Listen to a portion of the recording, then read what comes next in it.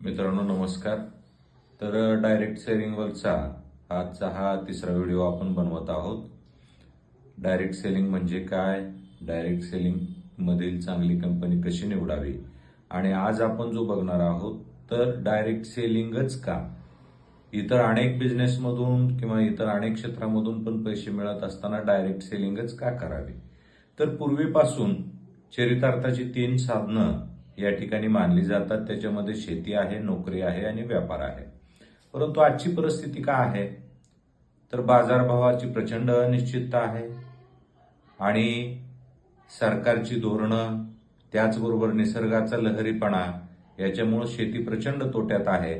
त्यामुळं त्या क्षेत्राकडे आज कोणी जायला तयार नाही. आणि व्यापाराची काय परिस्थिती आहे, व्यापारामध्ये आज भयंकर स्पर्धा निर्माण झालेली. तुम्ही 100 रुपयाची वस्तू एखाद्या व्यापाऱ्याकडे विकत घेत असाल तर या ठिकाणी दुसरीकडे ती तुम्हाला 90 रुपयाला मिळते, तिसरीकडे 70 रुपयाला मिळते.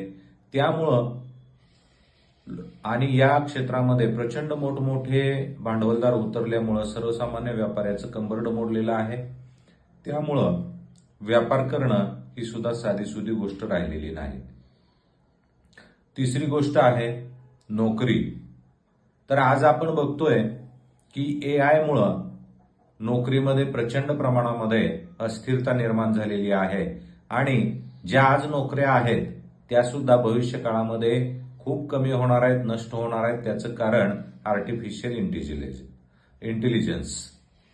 तर त्यामुळं आपल्याला या सर्वांना पुरून उरणारा किंवा या सर्वांच्या पुढे जाणारा असा एखादा व्यवसाय किंवा अशी एखादी क्षेत्र निवडावं लागेल की ज्याच्यामध्ये आपल्याला आपलं चरितार्थाचं साधन शोधावं लागेल. मग यासाठी डायरेक्ट सेलिंग हा एकमेव मार्ग आहे. कारण ज्या इतर क्षेत्रामध्ये असणाऱ्या मर्यादा आहेत त्या डायरेक्ट सेलिंगमध्ये त्याचे गुण आहेत.